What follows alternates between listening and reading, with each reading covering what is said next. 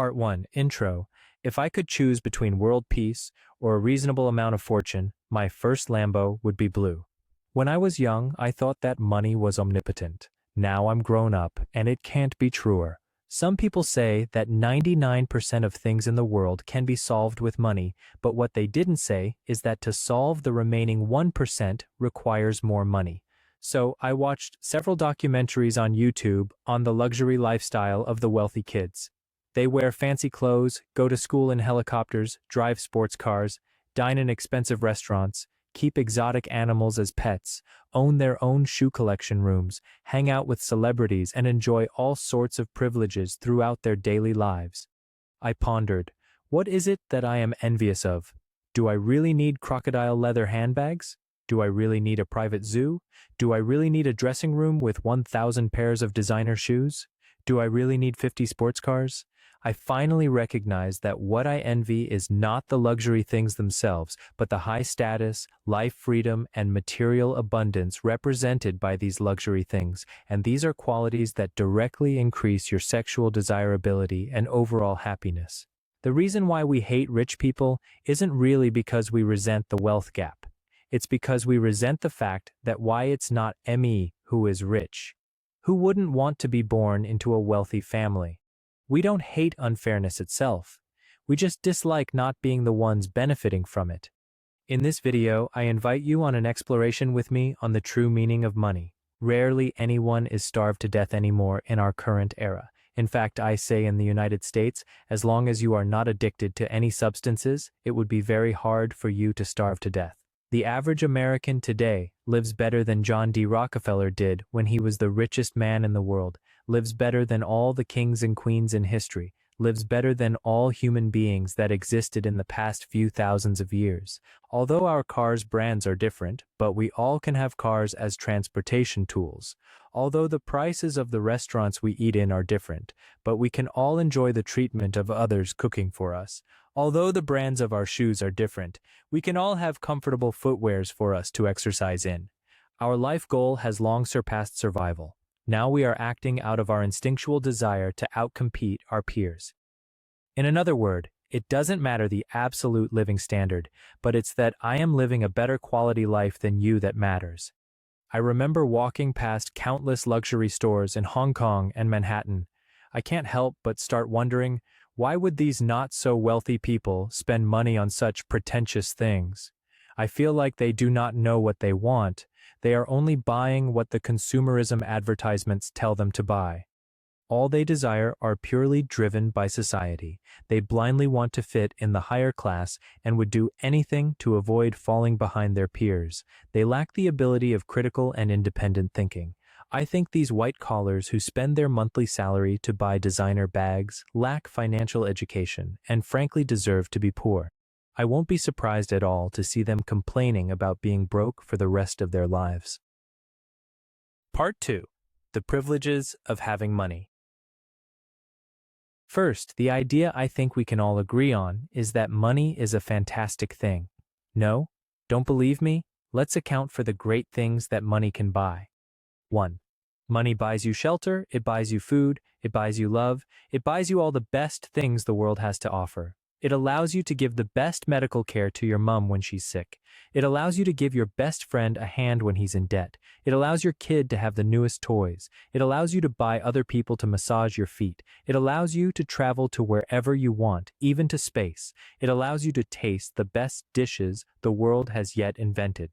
It allows you to avoid prison time, even if you were jailed. Money allows you to have your own room and use Wi-Fi. You don't have to sacrifice health to make money. You don't have to spend time doing things you don't like to make money. You don't have to feel upset over losing a little money. You have options to live whichever way you want. When you order a dish that doesn't taste good at the restaurant, you don't have to swallow it. Learning for you is purely for hobbies and not for finding jobs. You don't have to please others. You don't have to be forced to spend time with people you don't like. Money lets you have autonomy of your time. Don't tell me money can't buy happiness. Sure it can. That's just a lie. The rich tell the poor to keep them from rioting.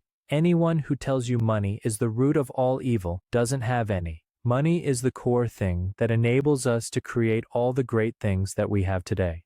The love of money is not the root of evil, the lack of money is. People still have morals only because the interest isn't large enough. The morals and principles sure are important, but they always have to step aside when money speaks. Sure, there are exceptions of both the rich man being depressed and the poor man being happy, but these are exceptions, not the rules, and I hope that this doesn't become the norm, because it's this very money-driven desire that builds our civilization. If everyone's satisfied and stopped working for money, farmers will not farm, inventors will not invent, builders will not build, doctors will not cure, teachers will not teach. Our civilization will crumble and come to an end. Economics has proved to us for a long time that businessmen's mentality is beneficial to society's development. The bread and milk we consume every day is not out of the benevolence of the shopkeepers, but their desire for money. Money is not evil. It's a magnificent tool that allows us to trade our specialized skills and to store our economic energy. Without it, we'll be struggling to feed ourselves each day, and our average lifespan would still be 30. If you think money can't buy happiness, then you don't have enough money. Your poverty limited your imaginations. 2.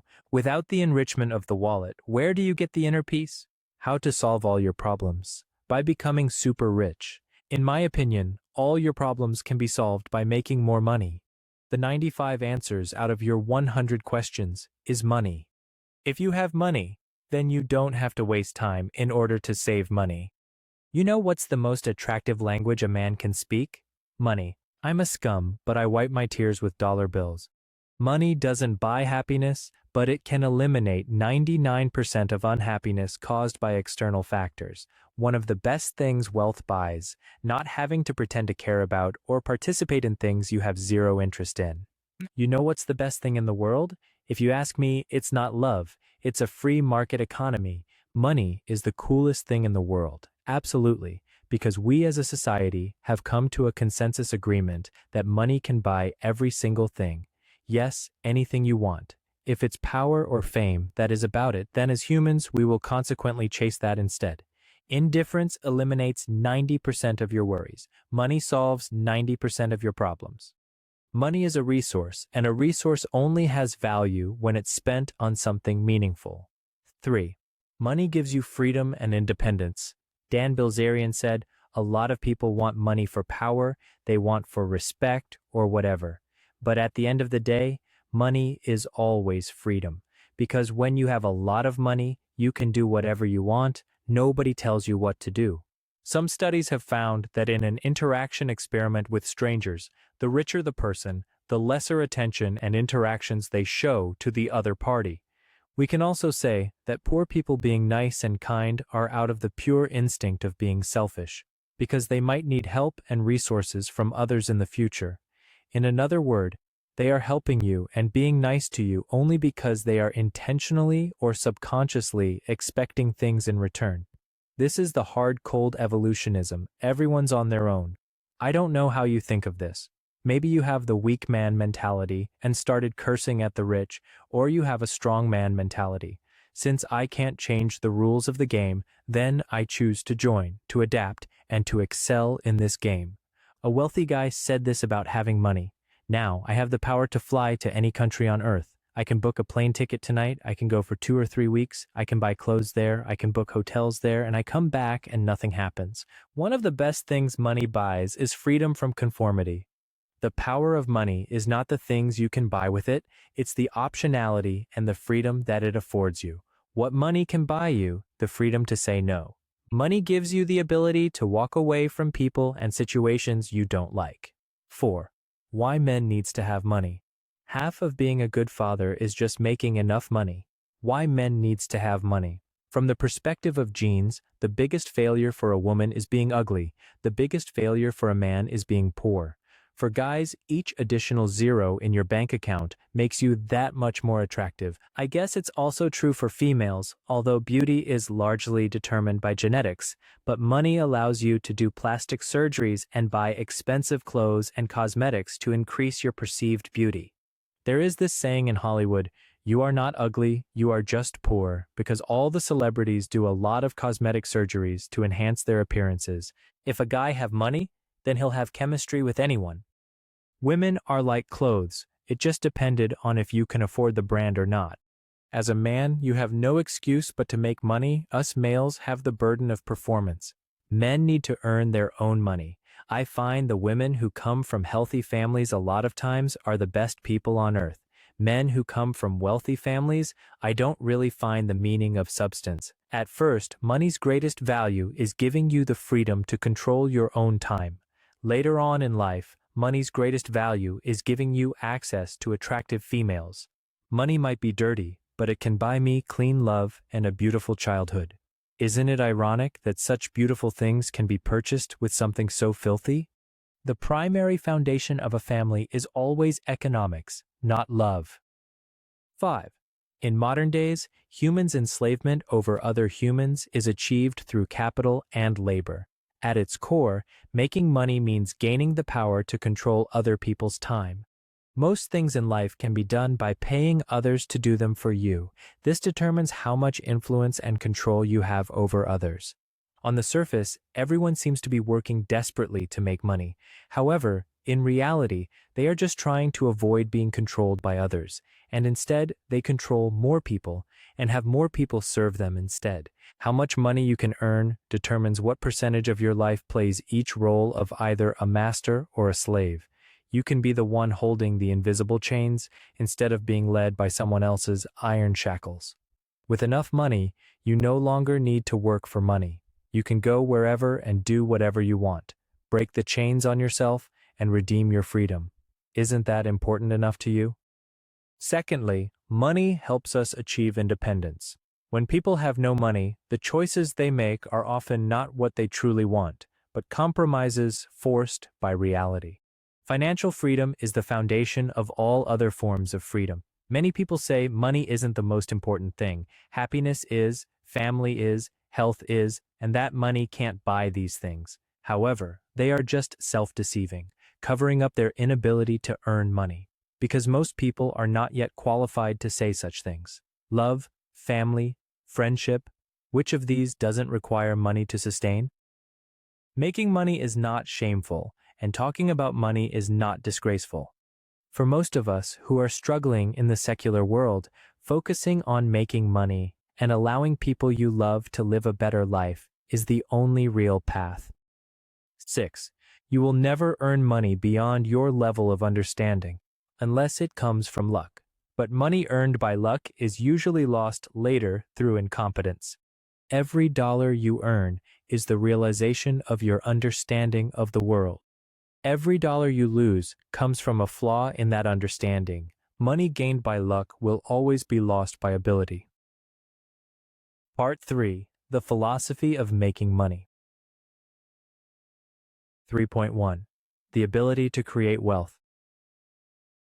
Here's a true story. Nauru is the smallest island country in the world. It's only 21 square kilometers and there are only 10,000 people residing. This small island has been a habitat for seabirds for a long time. Numerous bird poops are mixed with feathers and eggs to form phosphate, which is a high-quality natural fertilizer. This resource makes Nauru an extremely rich country by exporting this natural resource on a large scale. Nauru became one of the countries with the highest GDP per capita in the world, second only to Saudi Arabia. Everyone becomes ridiculously rich. They build golf courts and airports, buy overseas land and real estate. No one works, no kids go to school. All Nauru people indulge in eating to the point that 95% of residents are obese. However, phosphate is non-renewable and it eventually runs out. About 30 years later, the phosphate mineral becomes depleted. Nauru's per capita GDP dropped from highest to lowest. The island country becomes a barren land with abandoned mine pits everywhere. The environmental degradation caused by phosphate mining no longer supports agriculture. When Nauru was extremely wealthy, it paid no attention to future planning. Now they are surviving by relying on foreign aid. Such kind of wealth is only temporary. If not used well, you'll return to poverty as soon as the resources dried up. Many lottery winners and gambling winners end up being broke again. What you seek should not be simply wealth, but the ability to create wealth and manage wealth, so that even if you suddenly become broke, you can still stand up again.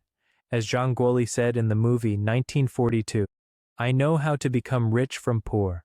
As long as I can survive this famine, give me 10 years, I will become a landlord again.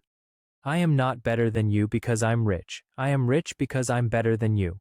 Jeff Bezos, the man who does more than he is paid for, will soon be paid for more than he does. From movie Other People's Money. Larry, it's a game of money, the best game in the world. I'll teach you. It's easy. You make as much as you can, for as long as you can, girl replies. And then what? Larry, whoever has the most when he dies, wins.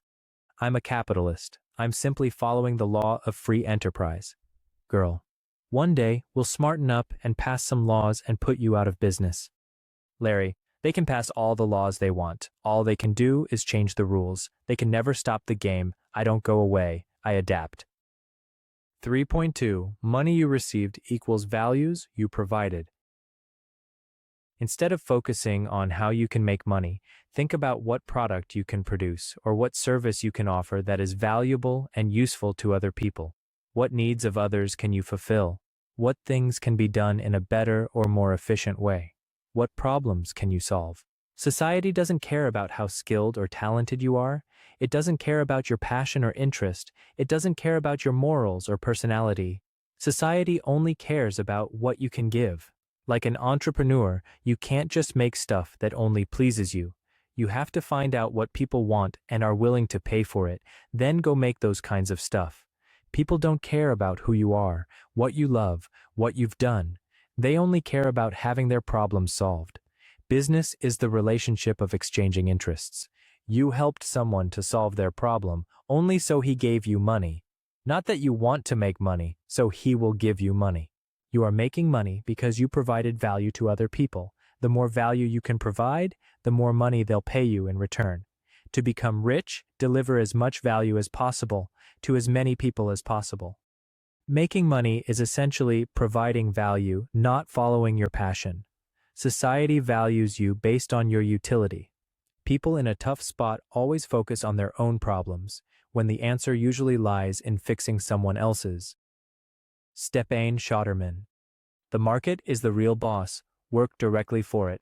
Money doesn't buy happiness, it buys freedom. True wealth is the ability to give your wife an unlimited budget for healthy food, houseplants, cookbooks, kitchen appliances, sundresses, swimsuits, and lingerie. How much money you make is correlated to how valuable society thinks you are. You are only worth what you contribute to society. An individual's value is equal to his social contribution. People always complain that Elon Musk's wealth is more than the bottom 50% combined. However, in another word, he contributed more value to civilization than all the bottom 50% combined. A song is worth however much the society is paying for it. A movie is worth however much the society is paying for it. A new technology invention, or new medicine development, or any creations is only worth however much the society is willing to pay for it. Money doesn't care about your skin color, race, gender, or upbringing. The market is the market. Wealth is a just measurement of people's contribution to society. Money comes as a monetary equivalent for a certain value you provide to the world. Focus on creating value, and money becomes a natural result. Of course, there are unethical and unfair ways to make money. Do what you wish with that info. People in the workplace are always concerned about one topic. When can they get a promotion and salary increase? When people consider this matter, they usually see it from the perspective of the employees. They tell their employer what they have done, so the company should give them this in return. However, we need to think about this matter from the perspective of the employers. From their perspective, it is not your past achievements that determine your promotion and salary increase, but your future value to the company.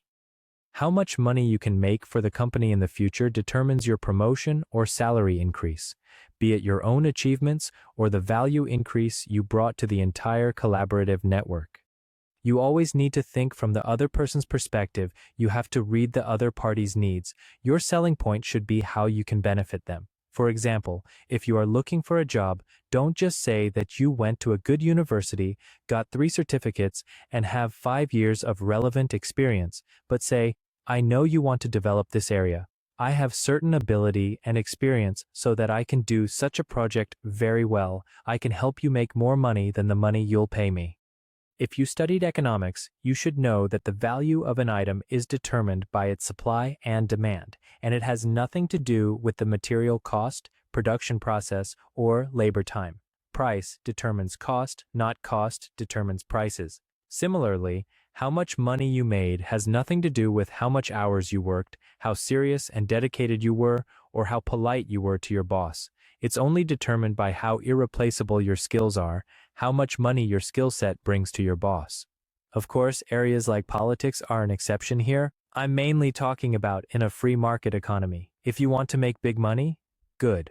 Provide something unique and hard to substitute in the first place, because rare things always command a high price. For most jobs, you are getting paid based on how hard you are to replace. Another example, let's say you're struggling between the two careers.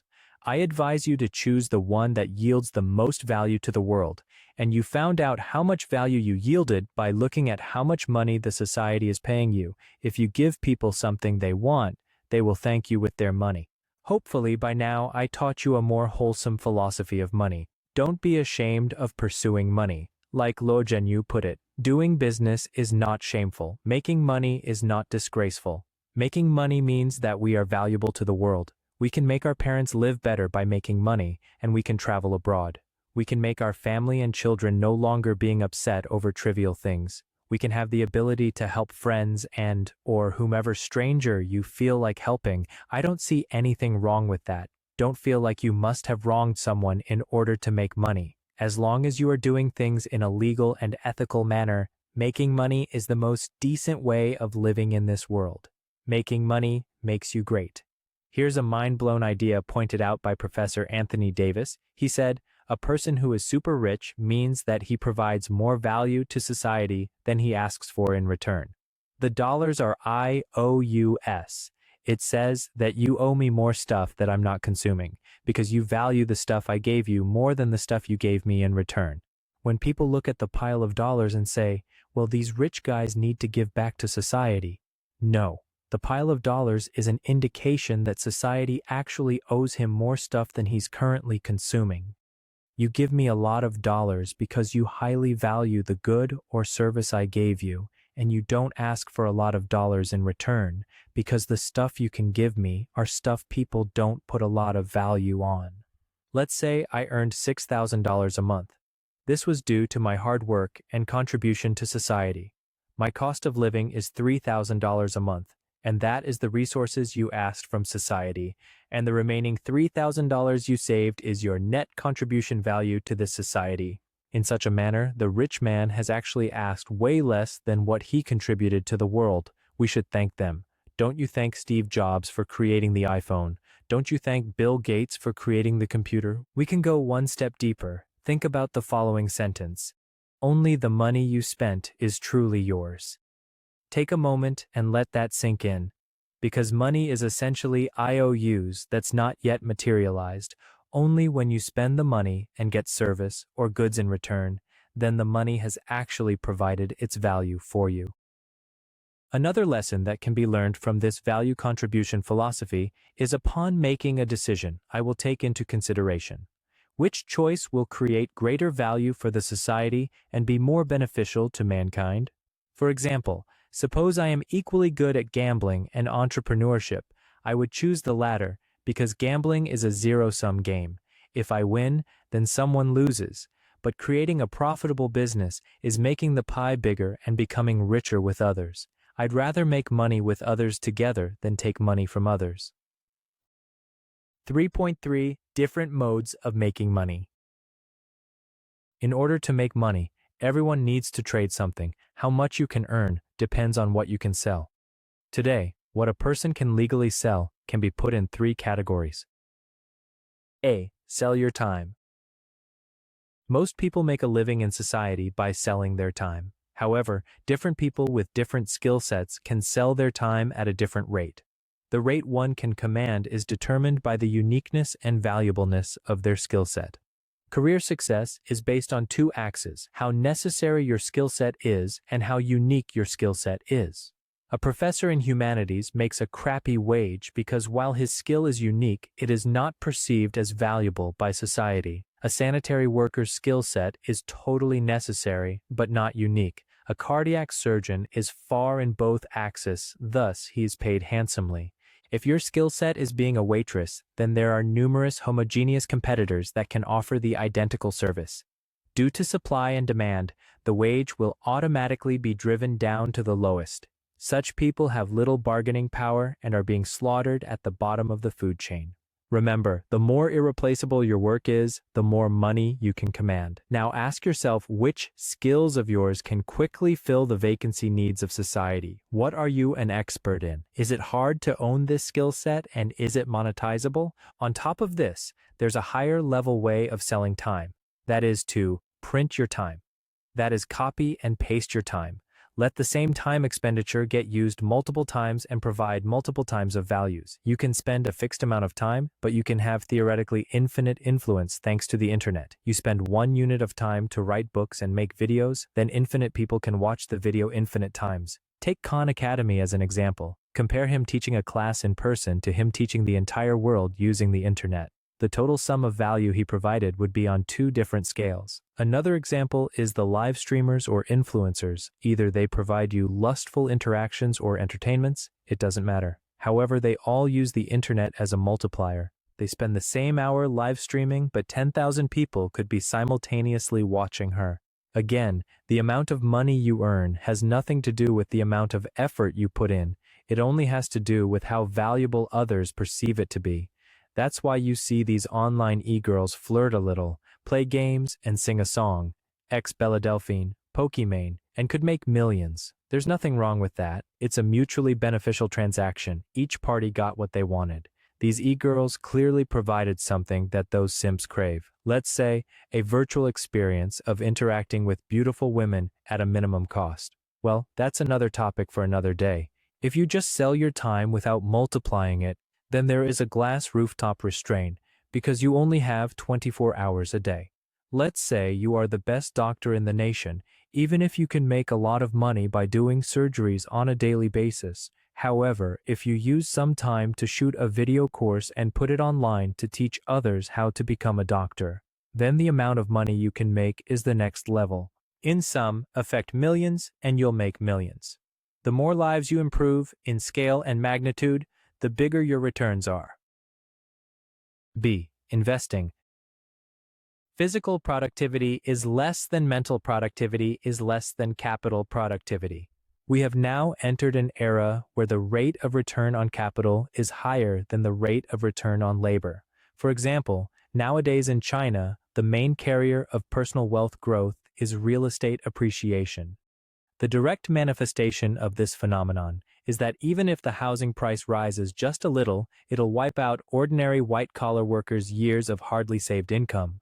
No matter how much they earn, they cannot keep up with the speed of asset appreciation. Hong Kong people call buying a house "get in the car."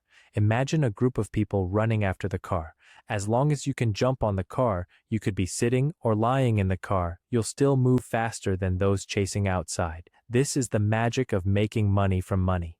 Investing comes in forms of venture capital, stocks, dividends, real estate appreciation, rent, bond interest, stock dividends. These are all forms of using money to make money. Essentially, you are having other people working for you. However, this is also a risky business. If you invested in the wrong thing, like P2P or a fraudulent company, you might lose everything. C. Doing business.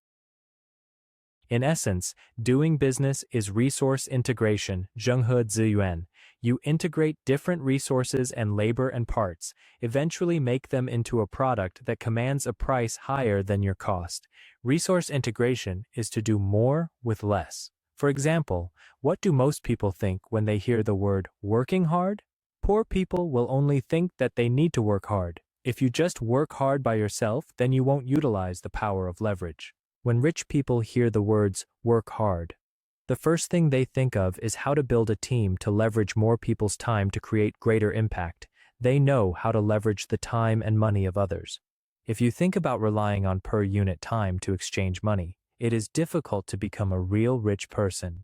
The real rich people are not people with excellent skills, but people who integrate resources, let money make money, and let others work for them.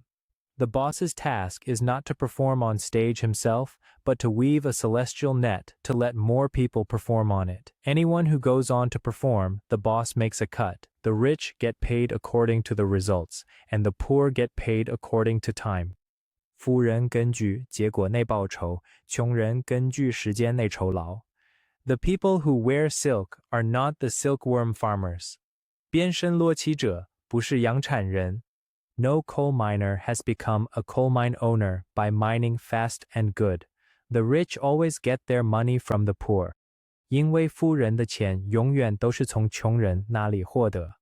Sure, the live streamers are lucrative by printing the time, but it's much more lucrative to be the live streaming platform. Shaquille makes a lot of money by being a basketball player, but that level is only called rich. Those old white folks signing the paychecks of Shaquille are called wealthy. Part 4. The Philosophy of Spending Money. 4.1 Minimalism. The things you own end up owning you.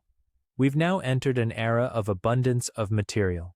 Things we own are shifting away from necessity and closer to showing off status. A few years ago, a new fresh trend called Duanshichi started in Japan. It means break away, let go, and throw away. The core idea is, we should only own things because we really need them, not owning them to try to prove ourselves with those items. We have to correctly understand our relationship with products, otherwise we will enter an endless cycle of blindly pursuing possessions. Let me stress this point again. It's not about the cloth itself, it's the wealth status it conveys. The African primitives couldn't tell the good or bad among Burger King uniforms, expensive three-piece suits, or fashionable clothings. Clothes are just a tool to show off wealth and status. An important meaning of luxury goods is to distinguish the class. Just like animals, human beings demonstrate their mating value via clothing. That's how fashion works. Every social class wants the fashion of the class above them, while the class above only wants to separate itself from the class below. That's why fashion always has to be chased. All those hyped sneakers, new iPhones, and designer clothes, people who love showing off are often the most insecure inside. They are merely relying on these external things to cover up their inner insecurities. So, instead of focusing on your superficial appearance, why not dedicate that time and energy on some real achievements? Think about the following scenario. A group of people having a meeting. If no one is wearing a suit, then the only one in a suit is the most important person. If everyone in a group wears a suit, then the only one who does not wear a suit is the most important person. Here's something that I resonate a lot with other travelers. The more you travel, the more you understand that fancy clothes, shoes, any luxury items, these external things are superficial and meaningless. In the US, many African Americans wear big gold chains around their necks or put on flashy clothes and shoes. I think this is because of their deeply resided feeling of inferiority and insecurity of being poor. Thus, they use the most pretentious way they can find to show off their newly earned wealth. However, you don't have to be trapped in the mouse races. You always have the freedom to jump out of the circle. Think about it. Mark Zuckerberg and Steve Jobs no longer need to prove their wealth to anyone by wearing expensive clothes. Instead, they spend their time and energy on more important things. Those who are really rich do not need external possessions to show off their wealth. Warren Buffett eats McDonald's and reads every single day, decades upon decades with no change. But Buffett's simple lifestyle precisely shows that people standing at the very peak of their era are not controlled by consumerism at all. He doesn't accept the brainwashing of other capitalists, and he doesn't rely on products to define his own value. Naval said, "What we're essentially doing when we're not busy trying to make money or meet our most basic needs, we're just bidding for status." Bidding for status is tricky because directly seeking status is a low status signal. We buy things we don't need, with money we don't have, to impress people we don't like. Money is the tool, not the goal. 4.1.1. What's fashion, anyway? Below, I want to give you some deeper analysis into what fashion actually is. You know what fashion actually is? Fashion is a tool that people use to deliberately reinforce their social class difference from others. You might think you're just expressing your own uniqueness, but most people are just trying to imitate the social class above them. As a result, people consciously and spontaneously imitate the fashion expressions of higher social classes. After some time, consumerism blurs the class boundaries. What was once considered fashion now spreads rapidly across the entire society. Then those who were originally being imitated then become irritated because the sense of superiority they worked so hard to build has been flattened. Once widespread imitation prevents them from maintaining that superiority, they abandon their previous aesthetic preferences and chase newer trends. And there will always be latecomers who follow and imitate these new styles. Over time, these styles too become unfashionable. That's why fashion is something that is forever changing. People who seem to pursue fashion and individuality are often, in reality, demonstrating the greatest lack of individuality. They are simply being brainwashed by marketing, consumerism, and constantly shifting aesthetics. Personally, I don't buy new clothes. The clothes I wear now are from years ago. I only buy new clothes when I throw out the old ones, because I genuinely have no desire to buy new ones. I feel that endlessly chasing trends actually erases individuality. Clothes to me just need to be enough to wear. I go out clean, that's it. I've never felt the need to dress flashy.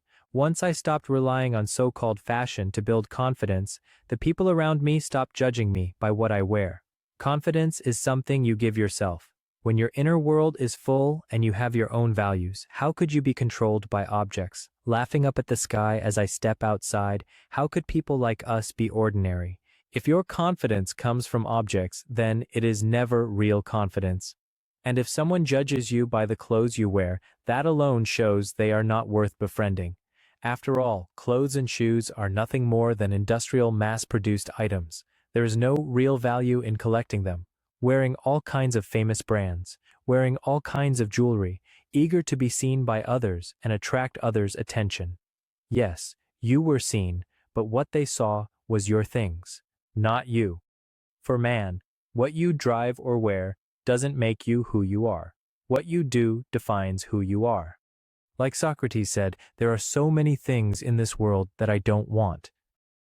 4.2 Invest in yourself. During your early years, it is much more important to invest in yourself rather than doing a part-time job like tutors, waitressing, sales, cashiers, deliveries. The common feature of such jobs is that the threshold is very low. It only requires repetitive skills, mechanical labor, and time. They are the lowest way of exchanging money with time. You are selling your time cheaply. It doesn't help at all for your future growth. My recommendation is that don't waste time looking for a part-time job unless you are really constrained by money. The little money you earn is not worth your precious youth. Instead, I encourage you to think in the long term. Use your free time to invest in yourself. Learn as much as you can. Experiment as much as you can, because you will earn money on a different scale when you are older. You might say doing a part-time job will practice your hardworking skills. Actually, working hard doesn't worth much. In this era, working smart is much more important than working hard. For example, to make an information chart, you spend 5 days and use perfect Photoshop skills, whereas the other person spent one afternoon using free AI models online and does it better. In this era, finding and cultivating your core, irreplaceable, scarce skill set is the most valuable thing. So don't waste time to pick up the small change on the roadside. Look in the long term and only choose to do things that accumulate to your skill set. Rather than worrying about how to save money, think instead how you can make more money. You can never make all the money in the world, not to mention you'll have the rest of your life to make money. My philosophy of consumption is that compared to external consumption, such as buying clothes, I am more willing to invest in myself, such as buying a tennis racket, an online course, such things that cultivates my ability for the long term. I regard such ways of spending money as an investment behavior. The things you buy with money are used to improve yourself. The reward is that you become a better person in the future. 4.3 Experiences over possessions. There have been numerous studies proving that the happiness experiences bring last much longer than purchasing items. Experiences could be taking a course, learning to build a new thing, go on an adventure, picking up a new hobby. My number one favorite is traveling. Traveling is such a great topic that I'll make another video on it. Experiences shape who we are as individuals, and once we acquire them, they never leave us. So in that sense, they have an enormous value. Experiences enrich our lives that materialistic possessions never can. Don't buy stuff that will eventually own you. A flashy car that constantly breaks down, a vacation house that constantly needs maintenance. It seems like you bought yourself a job and endless headaches. Should have just rented instead. I'm always very generous when it comes to buying food for friends, even though that amount might feel financially painful at the moment, but you don't get a chance to go back ever again, to take advantage of an opportunity to be generous. There will be a point in the future where that dollar amount will no longer matter to me anymore, but I can't come back to have this opportunity again, so invest in your friendships. I also think money used to buy faster and better electronics that boost your productivity is a great investment. Underspend on material possessions, overspend on people and experiences. Money comes and goes, experiences last forever. No matter how big your house is, you will only ever be seating in one chair at a time. 4.4 Mental Tricks. When you suspect you might make an impulsive consumption, a mental experiment is to jump out of the thinking frame of whether you want to buy this mobile phone at 5,000 yen or not. Imagine a scenario of both a mobile phone and 5,000 when in front of you. Which one do you pick? Another trick is if you can't easily afford to buy something twice, then you can't afford it. Whenever I lost money, I would ask myself, if that money came back, would I suddenly become a millionaire? No. Then what are you worrying about? Go make yourself a millionaire. If more money wouldn't change how you spend your time, you're already rich. Retirement is not a physical age, it is a financial state. It's stupid to struggle over a few dollars of stuff, whereas the most money involved becomes foolish. Mortgage grocery. Remember, you are just one illegal business away from generational wealth. Solve rich people's problems. They pay better. Money does not change people. It only enables them to do whatever they truly wanted to do in the first place. Collecting airline miles is coupon clipping for the middle class. Part 5. Outro. Finally, I want to point out that everything I said in this video are purely my personal opinion. I'm only sharing it to expose you to some new ideas, simply for your reference. We all are entitled to spend our money whichever way we want. After all, we have different values and we believe in different life philosophies. It's a highly subjective matter, and mine isn't necessarily better than yours. There's no correct way to spend your money. Let me illustrate. Some people sneer at people who play video games. They would say, "Hun, just for a virtual world of things completely made out of binary codes, and you waste your money and your life on it?" Actually, these thoughts are wrong. If people are willing to spend time, money, energy, and dedication to get something, then it is valuable. Just like the diamond, whether it's jewelry or a stone, it's completely up to you. In reality, diamond is a piece of worthless stone that's neither useful nor rare. It's a marketing fraud created by a small group of people, but people just deem it as beautiful. A set of equipment in the video games allows you to protect yourself from the enemies. In this manner, these two things are the same. You just spend money to buy a concept created by others. Diamonds, items in video games, or luxury coats made of mink fur, delicacy soup made with shark fin, are all concepts created by people. The paper bill in your wallet is essentially just a piece of paper. The government and us assigned meaning to it, thus its value. Any virtual currency is the same. It's a consensus, reached by a lot of people, that it is valuable.